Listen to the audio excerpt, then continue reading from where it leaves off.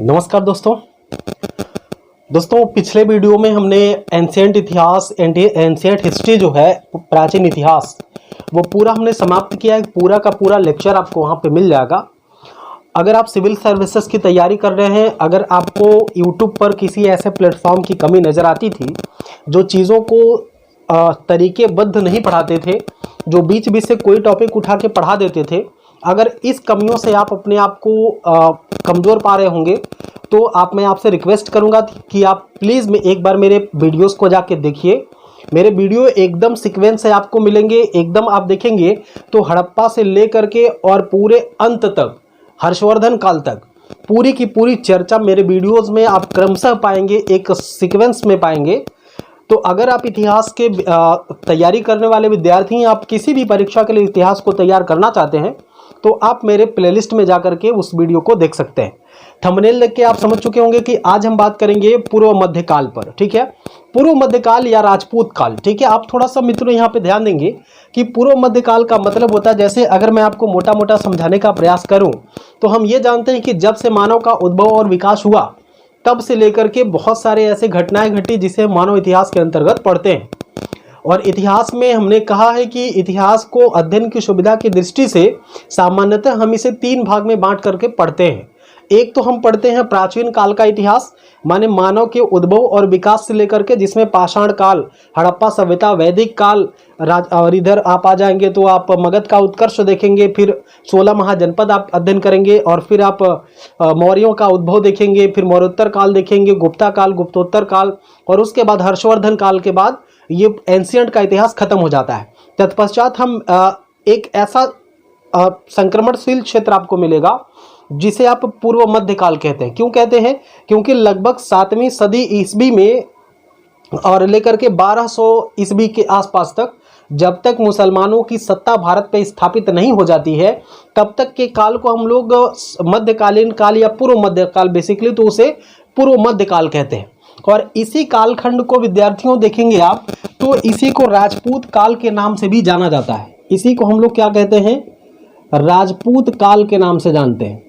राजपूत काल का मतलब होता है बाबू कि 700 से लेकर के जो 1200 ईस्वी का एरिया है, 700 से लेकर के जो 1200 ईस्वी तक जिस इतिहास को हम लोग पढ़ेंगे उसे हम लोग राजपूत काल कहते हैं। जैसा पूर्व मध्य काल की चर्चा अगर हम कर रहे हैं तो यहाँ पे आप देखेंगे कि पूर्व मध्य काल में ऐसे ऐसे छोटे राजवंशों का उदय होगा जो हर्षवर्धन के बाद की परिस्थितियों को बयां करते हैं। आप जानते हैं कि हर्षवर्धन एक विशाल एकीकृत साम्राज्य को स्थापित किया था और एक विशाल साम्राज्य का मालिक बन गया था, लेकिन हर्षवर्धन की मृत्यु के बाद फिर से भारतीय राजनीति एकदम छोटे छोटे राजवंशों में टूट करके बिखर जाती है और छोटे छोटे राजवंशों का उदय हो जाता है। और इतना ही नहीं, इसको आप इस नज़रिए से भी देख सकते हैं कि उत्तर भारतीय राजवंश, दक्षिण भारतीय राजवंश और एक है मुसलमानों का आक्रमण। तो इसे हम 3 सेगमेंट में देखेंगे। एक तो हम देखेंगे उत्तर भारत में कौन कौन से राजवंशों ने शासन किया है। जैसा आप अगर यहाँ पे देख पा रहे हो तो यहाँ पे हमने पहला लिखा हुआ है गुर्जर प्रतिहार वंश। ये पूरा का पूरा आप देखेंगे तो ये जितने हैं, माने उत्तर भारत और दक्षिण भारत, इन पूरे के पूरे राजवंशों को मिला करके राजपूत काल कहा जाता है। ठीक है, और ये राजपूत काल जो है ये पूरा का पूरा बहुत ही इंपॉर्टेंट है। आपके एग्जाम में बार बार यहाँ से सवाल पूछे गए हैं और पूछे जाने की संभावना भी रही है। तो इसलिए ये चीज़ आप, ये चैप्टर, और आप पूरे यूट्यूब पे देखिएगा, कहीं भी इस तरह से इतना बेसिक, इतने सरल तरीके से और इतने डिस्क्रिप्टिव तरीके से इतना व्याख्यात्मक कोई पढ़ाया नहीं होगा, ये मैं दावा कर रहा हूँ आपसे। लोग पॉइंटर पढ़ा के चले गए होंगे, लोग छोटी छोटी सूचनाएं देके चले गए होंगे, लेकिन जितना विस्तृत अध्ययन आप यहाँ मेरे चैनल पे करने वाले हैं दोस्तों, मुझे पूरा यकीन है कि यूट्यूब पर इतना बेहतर कोई परफॉर्मिंग आपको वीडियो नहीं मिलेगा। तो देखिए, जैसे आपको पढ़ना क्या है, आपको पढ़ना है गुर्जर प्रतिहार वंश। उसके बाद देखेंगे तो परमार वंश का नाम आता है। परमार वंश के बाद हम पढ़ लेंगे कन्नौज के गढ़वालों को, क्योंकि यह भी एक बेहतरीन शासन रहा है। फिर चौहान वंश में देखेंगे पृथ्वीराज चौहान इत्यादि, सबकी बारी इसमें आएगी। पाल वंश में देखेंगे, यह भी एग्जाम के दृष्टिकोण से महत्वपूर्ण है। सेन वंश देखा जाएगा। कश्मीर में लुहार वंश का शासन हुआ था, इसको भी देख लेंगे। और गुजरात के चालुक्यों का भी इसी के तहत आपको अध्ययन करना होगा। फिर से मैं नाम दोहरा दे रहा हूं, आप देख लीजिएगा कि पूर्व मध्य काल में या राजपूत काल में हम उत्तर भारत के किन राजवंशों का अध्ययन करेंगे। तो आप जरा सा यहाँ पे नजर डालेंगे तो देखिएगा कि गुर्जर प्रतिहार वंश, परमार वंश, कन्नौज के गढ़वाल वंश, चौहान वंश, पाल वंश, सेन वंश, कश्मीर के लुहार वंश और गुजरात के चालुक्य वंश का अध्ययन हम लोग यहाँ पे करेंगे। आगे अगर देखा जाए दक्षिण भारत में कौन कौन से राजवंशों का उदय हुआ, तो एक नाम आप सुनते होंगे बादामी के चालुक्य के। तो चालुक्यों की दो शाखा थी, चालुक्य पढ़ाएंगे हम। तो एक तो गुजरात के चालुक्य थे, दूसरे वादामी, ठीक है, वादामी के चालुक्य थे। वातापी भी आता है, इसको भी हम डिस्कस करेंगे। दक्षिण भारत में और देखेंगे तो राष्ट्रकूटों का शासन है। एलोरा गुफा पढ़ाते समय हमने थोड़ा सा नाम लिया था, एलोरा अजंता का वीडियो आप देखेंगे तो वहां पर हमने राष्ट्रकूट शासकों का नाम लिया है। यहाँ से भी सवाल अक्सर पूछे जाते रहे हैं। पल्लव वंश, संगम वंश तो हमने पढ़ा ही दिया है, पीछे वीडियो आप प्लेलिस्ट में जाएंगे तो संगम वंश की पूरी जानकारी वहां पे मिल जाएगी। और चोल साम्राज्य के बारे में भी आपसे डिस्कस हो चुका है, लेकिन वो हमने एंशियंट के चोल वंश की बात करी है। अभी जो पूर्व मध्य काल में चोल वंश आएंगे, जैसे कार्यकाल के मरने के बाद जो चोल वंशों का पतन हुआ, उसके बाद एक लंबे समय बाद इनका उदय होता है, तो उस पर हम लोग डिस्कस करेंगे चोल राजवंश में। ठीक है, तो ये उत्तर भारत और दक्षिण भारत के राजवंश हैं, जिसको आपको पूर्व मध्यकाल अर्थात राजपूत कालखंड के अंतर्गत पढ़ना है। आगे तीसरा सेगमेंट आपको यह पढ़ना होगा कि भारत पर 7वीं सदी से लेकर के एक लंबे समय तक मुसलमानों का आक्रमण हुआ है, और इस मुसलमानों के आक्रमण में आपको 3 चीजें महत्वपूर्ण रूप से पढ़नी है पूर्व मध्यकाल के अंतर्गत। एक तो हम देख लेंगे इस्लाम का उदय, ठीक है, एक देख लेंगे हम क्या, इस्लाम का उदय। और इस्लाम के उदय के बाद हम देखेंगे भारत पर अरब का आक्रमण, उसके बाद भारत पर तुर्कों का आक्रमण। और जैसे ही तुर्कों का आक्रमण होगा भारत पर मित्रों, वैसे ही कुतुबुद्दीन ऐबक के द्वारा भारत में एक इस्लामी सत्ता की स्थापना की जाएगी भारत में, और यहीं से मुसलमानी सत्ता की शुरुआत हो जाएगी, और हम यहीं से प्रवेश कर जाएंगे मध्यकाल में, और पूर्व मध्यकाल हमारा समाप्त हो जाएगा। तो जब से दिल्ली सल्तनत की स्थापना होगी, माने 1206 से, कुतुबुद्दीन ऐबक के द्वारा 1206 में दिल्ली में जब स्थापना हो जाएगी मुस्लिम शासन की, तो वहीं से हम लोग प्रवेश कर जाएंगे मध्यकाल की तरफ, और वहीं से हम लोग ये देखेंगे कि कैसे मोहम्मद बिन कासिम के बाद एक परिस्थितियां उत्पन्न हुई, उसके बाद गौरी का युद्ध हुआ, तमाम सारी चीज़ें आएंगी, और राजपूताना से जोड़ करके उनका क्या संबंध रहा है, क्या कारण रहे कि राजपूत शासक इतने अदम्य साहसी होने के बावजूद भी वो पराजित हुए और मुसलमानों की सत्ता स्थापित हुई। राजपूत जिनके कंधे पर ये पूरे के पूरे जो भारत साम्राज्य है, भारत का हिस्सा है, उसको बचा करके रखने का, उसे अछूते बनाए रखने का विदेशियों आक्रांताओं से, क्यों, ऐसे कौन से कारण थी, कौन सी परिस्थितियां उत्पन्न हुई जिसके कारण राजपूत पराजित हुए, जिनके पास एक विशाल सेना थी उस जमाने में, और मुसलमान किस कारण जीते, और कैसे उनकी सत्ता यहाँ पर स्थापित हुई, और कैसे एक इंडो इस्लामिक, इंडियन और इस्लामिक एक नई व्यवस्था का जन्म होता है। इन तमाम पहलुओं पर डिस्कस करेंगे पूरे विस्तार से मित्रों। ठीक है, आप बने रहिए हमारे साथ, आप इसका स्क्रीनशॉट ले लीजिए, और इसके बाद हम आपसे डिस्कस करेंगे कि कैसे राजपूतों की उत्पत्ति हुई, और उसके बाद त्रिपक्षीय संघर्ष की क्या स्थिति रही। गुर्जर प्रतिहारों की शुरुआत चूंकि वहीं त्रिपक्षीय संघर्ष से ही होता है, और बड़ा लंबा इसका चलता है त्रिपक्षीय संघर्ष, तो उसको समझने के लिए हमें ये पहले जानना पड़ेगा कि राजपूतों की उत्पत्ति क्या हुई, कैसे हुई, और राजपूतों की उत्पत्ति के कौन से सिद्धांत थे, कौन से सिद्धांत ज़्यादा मान्यता प्राप्त हैं, राजपूत आखिर हैं कौन, इन तमाम प्रश्नों पर हम लोग डिस्कस करेंगे। तो आप स्क्रीनशॉट ले लीजिए, फिर हम राजपूत काल की शुरुआत करते हैं। आइए अब हम ये देखते हैं कि वास्तव में ये जो राजपूत शासक थे, और राजपूत शासकों की सबसे पहले तो हम ये देखेंगे कि राजपूत शासकों ने कब से कब तक शासन किया। तो 700 से लेकर के 1200 ईस्वी तक राजपूत शासकों के द्वारा शासन किया गया है। एक चीज़ आपको बता दें कि जिस दौरान भारत पर राजपूत शासकों का शासन था, उस कालखंड में अगर देखा जाए तो कुल 36 राजपूत वंशों के द्वारा शासन किया गया है। कितने? कुल 36 राजपूत वंशों ने शासन किया है इस कालखंड में। और उन 36 राजवंशों में नहीं, बल्कि हम चर्चा कर रहे हैं उन 36 में जो प्रमुख थे उनकी चर्चा कर रहे हैं। लेकिन एक चीज़ यहाँ पे आप ध्यान देंगे विद्यार्थियों, कि जो इनका उद्भव हुआ, राजपूतों के उद्भव या इनकी उत्पत्ति कैसे हुई, राजपूत कौन हैं, आज आप अपने आसपास देखते होंगे राजपूत लोग टाइटल लगाते हैं। ये राजपूत कौन है, या वो राजपूत कौन थे जो भारत देश की रक्षा के लिए अपने प्राणों को न्यौछावर कर दे रहे हैं। तो इन राजपूतों की अब तक के इतिहासकारों के द्वारा जो रिसर्च किया गया है उस पर हम लोग देखें अगर कि राजपूतों की उत्पत्ति के कारण और सिद्धांत, दो तथ्य आपके सामने हैं। एक तो हम चर्चा कर लेंगे राजपूतों की उत्पत्ति के कारण, और दूसरी बात करेंगे हम लोग कि राजपूतों की उत्पत्ति के सिद्धांत क्या थे।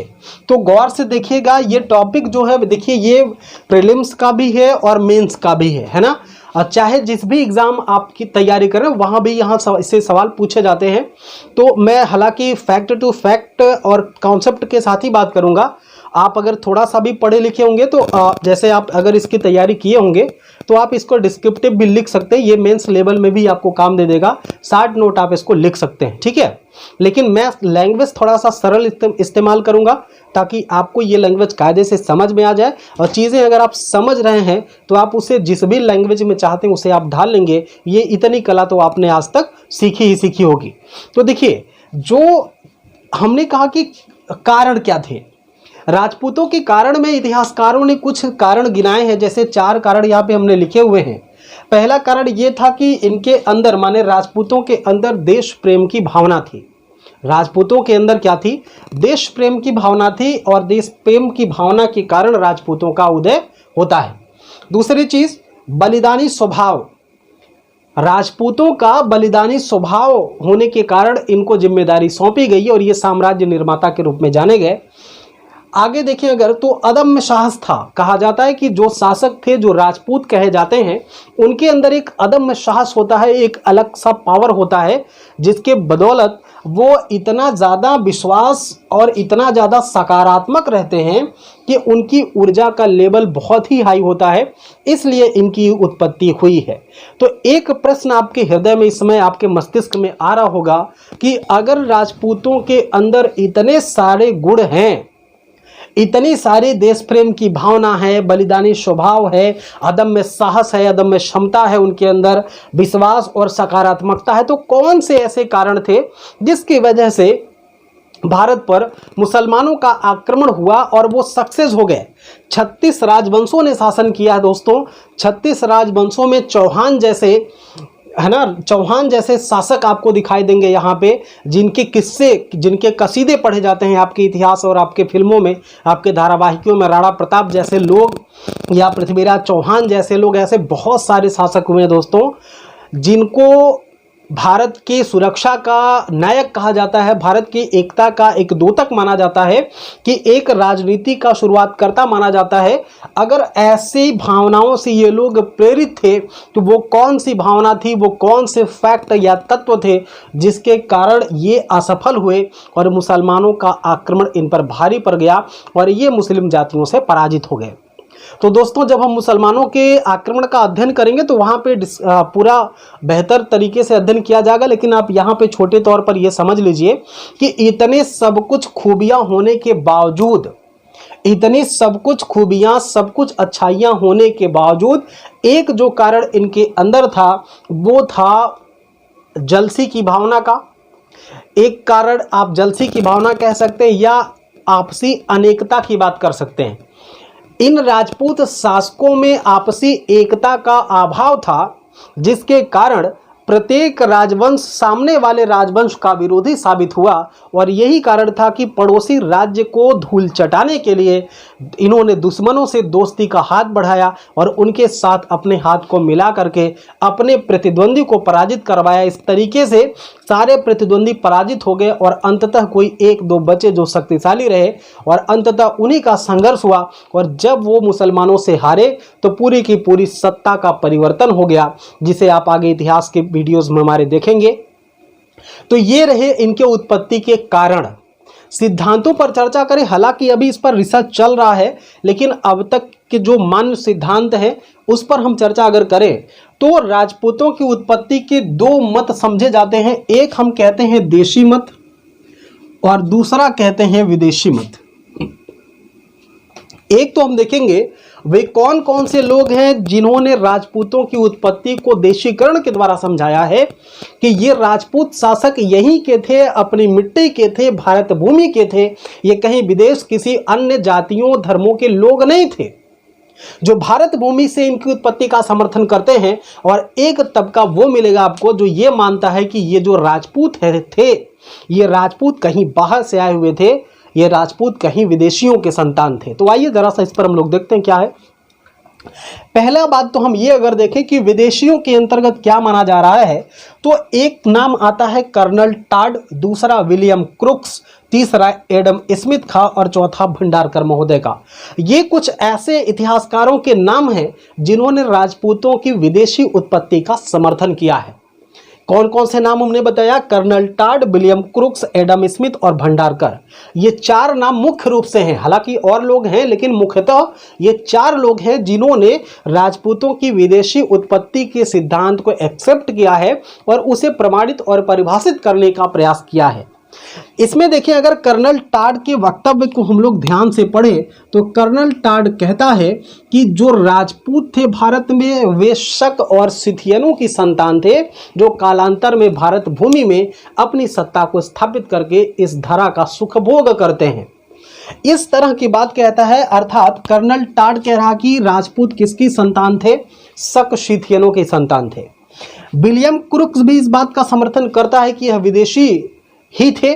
जबकि एडम स्मिथ की अगर हम बात करें तो एडम स्मिथ कहता है कि यह बर्बर हूणों की संतान थी। हूणों का आक्रमण दोस्तों आपको बताया हूं, जब मैं गुप्त काल पढ़ा रहा था, स्कंदगुप्त के बारे में हमने कहा था कि हूण जैसे तोरमाड़, खुशनवाज है ना, इन सब के नेतृत्व में कई बार भारत पर आक्रमण किया गया है स्कंदगुप्त के जमाने में। और बहुत प्राचीन काल से बर्बर एकदम असभ्य जातियां थी, खाना बदूस जातियां थी, एकदम खूंखार जातियां थी। तो इन्होंने भारत पर आक्रमण किया है। अगर आप ये मूवी देखे होंगे अक्षय कुमार के, जिसमें गामा मारेगा एक गाना है, तो देखिए बहुत ही लाजवाब, कितना खूंखार रोल करता है गामा का। तो कुछ उसी तरीके से खूंखार बर्बर हूण हुआ करते थे। जो हूण है, ये हूणों की संतान स्वीकार करते हैं कौन? Adam Smith. जबकि भंडारकर महोदय का मानना है कि ये किसी खजर कबीले से संबंधित थे। लेकिन मित्रों, एक चीज मैं आपको बता दूं कि भंडारकर महोदय ये सिद्धांत तो दे देते हैं, ये कहते हैं कि ये राजपूत किसी खजर कबीले से संबंधित थे, लेकिन उस खजर कबीले और राजपूतों में कोई संबंध ये स्थापित नहीं कर पाते, उसके बारे में कोई संतोषजनक विवरण नहीं दे पाते हैं। इसलिए यह मत भी अस्वीकार है। लेकिन इतना तो जरूर है कि ये लोग विदेशी मत का समर्थन करते हैं। देशी मत में हीरानंद ओझा और दशरथ शर्मा, ये दो नाम आपको इंपॉर्टेंट लगेंगे। एक तो दशरथ शर्मा और दूसरा हमने कहा हीरानंद ओझा। ये दो ऐसे इतिहासकार हैं जिन्होंने कहा कि राजपूतों की उत्पत्ति कोई विदेशियों के आने जाने से, विदेशियों के संतान होने के नाते नहीं हुई है, बल्कि ये तो इसी भारत भूमि के लाल हैं, इसी भारत भूमि में इनका जन्म हुआ है, ये भारत के हैं। और इसका इन्होंने जो प्रमाण दिया वो दिया पाणिनि के अष्टाध्यायी से। इन्होंने कहा कि प्राचीन ग्रंथ पाणिनि के अष्टाध्यायी को उठा करके देख लीजिए कि पाणिनि के अष्टाध्यायी में एक शब्द का प्रयोग किया गया है जिसमें कहा गया है राजपुत्र। एक शब्द का प्रयोग किया गया है जिसमें कहा गया राजपुत्र। और ये तर्क देते हैं दशरथ शर्मा और हीरानंद ओझा कि यही राजपुत्र शब्द कालांतर में घिसते घिसते राजपुत्र से राजपूत में परिवर्तित हो गया और यही कालांतर में शासन करते हैं। ठीक है, तो ये बात कौन कर रहे हैं? हीरानंद ओझा और दशरथ शर्मा, दो इतिहासकार हैं। इनके उत्पत्ति का एक सिद्धांत आप देखेंगे ब्रह्मक्षत्र, एक तो देखेंगे आर्थिक सिद्धांत और दूसरा सिद्धांत है ब्रह्मक्षत्र परंपरा का सिद्धांत। ब्रह्मक्षत्र परंपरा के सिद्धांत के अनुसार यह कहा जाता है कि जब ब्राह्मणों ने अपने प्रशासन को या अपने जो जातिगत पेशा था, जैसे आपको पता है कि ब्राह्मणों का कार्य क्या है? दान धर्म करना है, शिक्षा लेना, शिक्षा देना है। ठीक है, ये कुछ 5 कार्य इसके बताए गए ब्राह्मणों के। तो इन्होंने कहा, जो ब्रह्मक्षत्र परंपरा का सिद्धांत है, इन्होंने कहा कि जब इनकी सत्ता, माने ब्राह्मणों की सत्ता इनके हाथ से जाने लगी, तो उन्होंने अपना जो परंपरागत पेशा था उस पेशे का परित्याग कर दिया और अब तक ब्राह्मण जो अहिंसात्मक जीवन जीते चले आ रहे थे, बहुत कम ये खून खराबे या ये कह सकते हैं शिक्षा दीक्षा से जुड़े थे, तो अब इन्होंने अपना ट्रैक बदल दिया और अब ये क्या करने लगे, अब ये हथियार उठा लिए और हथियार उठाने के लिए स्वयं ये नहीं आते हैं बल्कि क्या करते हैं, इन ब्राह्मणों ने अपने व्यवसाय को बदला और ये लोग एक हवन कुंड बनाते हैं, जिस हवन कुंड में हवन करने के बाद देवता ने 4 राजवंशों को भेजा, जिसमें आप देखेंगे कि गुर्जर, प्रतिहार हैं, पाल, इस जो 4 राजवंश आगे हम पढ़ाएंगे उनकी उत्पत्ति होती है उसी हवन कुंड से, उनकी उत्पत्ति। तो ये तो एक कल्पनाशील की बात है, आप अगर इतिहास पढ़ रहे हैं तो आप इसमें कल्पना को स्थान नहीं दे सकते कि किसी के यज्ञ करने से किसी वंश की उत्पत्ति हो गई, ऐसा प्रमाण नहीं है, ठीक है। तो यह बात भी गलत है, लेकिन फिर भी ब्रह्मक्षत्र परंपरा का जो समर्थन है वो भुवन देव नाम का एक शासक है, जिसने अपने ग्रंथ अपराजित प्रेक्षा में किया है। ग्रंथ का नाम ध्यान देंगे और किससे संबंधित ये भी ध्यान देंगे। पूछेगा कि निम्नलिखित पुस्तक और उसके संबंधित व्यक्ति को क्रम से मिलाइए या कूट से मिलाइए, तो एक तरफ भुवन देव और अपराजित प्रेक्षा, परमार और पिंगल सूत्र, सेन और बल्लाल चरित्र लिखेगा और आपको मिलाना पड़ेगा, ठीक है। तो बात सुनिएगा, ब्रह्मक्षत्र परंपरा सिद्धांत का जो समर्थन है वो भुवन देव ने अपराजित प्रेक्षा में किया है। ग्रंथ है अपराजित प्रेक्षा। भुवन देव ने अपराजित प्रेक्षा में, परमारों ने पिंगल सूत्र वृत्ति में और सेन शासकों द्वारा बल्लाल चरित्र में इस बात का, सेन शासकों के द्वारा बल्लाल चरित्र में इसका समर्थन किया गया है, ठीक है। तो ये जो पूरा का पूरा सिद्धांत है, फिर से मैं बोल दे रहा हूं नाम, शायद वीडियो आपको दिख नहीं रहा होगा नीचे। देखिए, भुवन देव अपराजित प्रेक्षा में, भुवन देव ने क्या किया, अपराजित प्रेक्षा में, परमारों ने पिंगल सूत्र वृत्ति में और सेन शासकों ने बल्लाल चरित में इस बात का समर्थन किया है, किस बात का, कि राजपूतों की उत्पत्ति ब्रह्मक्षत्र परंपरा सिद्धांत के अनुसार हुई है, ठीक है। आगे एक आर्थिक सिद्धांत आता है, राजपूतों की आर्थिक सिद्धांत। तो आर्थिक सिद्धांत के बारे में अगर हम देखें तो आर्थिक सिद्धांत मित्रों पूरी तरीके से मान्य है। मान्य इसलिए कहा जाता है कि आर्थिक सिद्धांत में ये बात बताई गई है कि जब 7वीं सदी तक आते आते जो 4 वर्ग थे भारत में, जैसे आपको कहा जाता है कि ब्राह्मण, क्षत्रिय, वैश्य और शूद्र, इन चारों वर्णों के जो बली लोग थे, जो धनी लोग थे, जो संपन्न कुशल लोग थे, इन चारों वर्णों से संपन्न लोग आगे आते हैं और इन्होंने क्या किया कि भूमियों को कब्जा करना शुरू कर लिया, ठीक है। भूमियों पर इन्होंने अधिकार करके शासन करना शुरू कर लिया और इसी भूमि को ग्रहण करने की पद्धति को भूमिहार कहा गया। भूमि का मतलब भूमि होता है, हार का मतलब होता है ग्रहण करना। हार का मतलब क्या होता है, ग्रहण करना, माने उन्हें ही क्या बोला गया, भूमिहार बोला गया, भूमिहार। और इन्हीं भूमिहारों के मतलब, अब देखिएगा कैसे राजपूतों की उत्पत्ति हो रही है आर्थिक सिद्धांत के आधार पर। आर्थिक सिद्धांत ये कह रहा है, जो अब तक के रिसर्च में ये बताया गया है कि चारों वर्णों के जो संपन्न और कुशल लोग थे उन्होंने भूमियों पर कब्जा करना शुरू कर दिया गया। उस कब्जा करने वाले लोगों में देखें अगर, तो जैसे ब्राह्मण, क्षत्रिय, वैश्य, शूद्र, इन चारों वर्णों से लोग आगे आए, इन चारों वर्णों से लोग आगे आए और इन्होंने भूमियों पर कब्जा करना शुरू कर दिया। और जब मान लीजिए कि कोई क्षत्रिय से गया, कोई ब्राह्मण से, कोई वैश्य से, कोई शूद्र से, सभी वर्गों के लोग गए, तो एक नया वर्ग तैयार हो गया ना भूमियों को ग्रहण करने वाला, उसी को बोला गया भूमिहार। और इन्हीं भूमिहारों के या जो भूमि के ग्रहण करने वाले लोग थे, इन्हीं ने बाद में राजवंश को स्थापित किया और अपने राज व्यवस्था को चलाया। चूंकि ये राजा बने तो इन्हीं राजा के जो पुत्र हुए उन्हें बोला गया राजपुत्र, और जो इनकी पुत्रियां हुई उन्हें बोला गया राजपुत्राणी। अर्थात वही कालांतर में जो राजपुत्र है वो राजपूत के नाम से जाना गया, और जो राजपुत्राणी हैं या रानियां हैं उनको राजपुत्री के नाम से जाना गया, राजपुत्राणी के नाम से जाना गया। दोस्तों, अब बात आती है कि कौन से सिद्धांत को आप मानेंगे।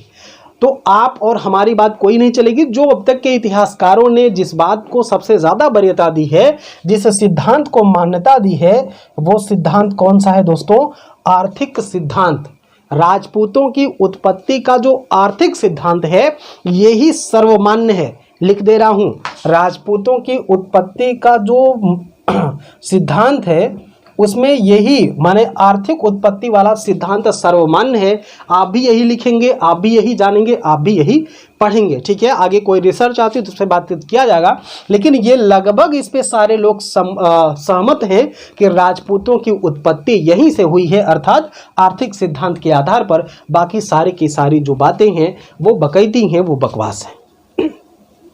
तो प्यारे विद्यार्थियों, प्यारे साथियों, आपको यह बात समझ में आई होगी राजपूतों की उत्पत्ति कैसे हुई और कैसे उन्होंने एक विशाल साम्राज्य को स्थापित कर लिया, ये चीज आप समझ पाए होंगे। और अब हम आगे देखेंगे, जैसे त्रिपक्षीय संघर्ष हुआ, गुर्जर प्रतिहार वंश से इसकी शुरुआत करेंगे, राजपूत कालखंड की। ठीक है, वीडियो लंबा हो जाएगा, मिलते हैं अगले वीडियो में दोस्तों। लेकिन लाइक, शेयर और कमेंट जरूर करिएगा। देखिए, आप लोग के द्वारा किया गया लाइक, आपके द्वारा किया गया सब्सक्राइब, ये हमें इम्प्रूव करता है, ये हमें मोटिवेट करता है। जिस दिन 10 सब्सक्राइबर 20 सब्सक्राइबर बढ़ जाते हैं, आपको बता दूं, उस दिन 4 वीडियो बनाने का मन करता है। आखिर क्या मिल रहा है हमको, जब मिलेगा तो देखा जाएगा। लोग कहते हैं कि बहुत है, लेकिन ये चैनल किसी पैसा कमाने के उद्देश्य नहीं बनाया गया है। आप देख रहे होंगे कि जितने सरल तरीके से, जितने सरल व्यवस्था के, जितने कम मतलब बातों को करते हुए एक बेहतर चीज़ें आपको देने का प्रयास किया जा रहा है, वो आप देखिए, आपको एक तो ये नौकरी दिलाने में बेहद ही सहायक सिद्ध होगा दोस्तों। और दूसरी चीज़ अगर हम ये आपको बताएं कि आपके व्यवहार का परिमार्जन भी होगा, आपके ज्ञान में अभिवृद्धि भी होगी, आपके ज्ञान में वृद्धि भी होगी। इन्हीं शुभ कांक्षाओं के साथ मैं इस चैनल पर मेहनत कर रहा हूं और आपसे उम्मीद करता हूं कि आप भी मेरा साथ देंगे और आप भी इस पर बराबर के लाभ उठाएंगे। ठीक है, मिलते हैं नेक्स्ट वीडियो में, तब तक के लिए जय हिंद।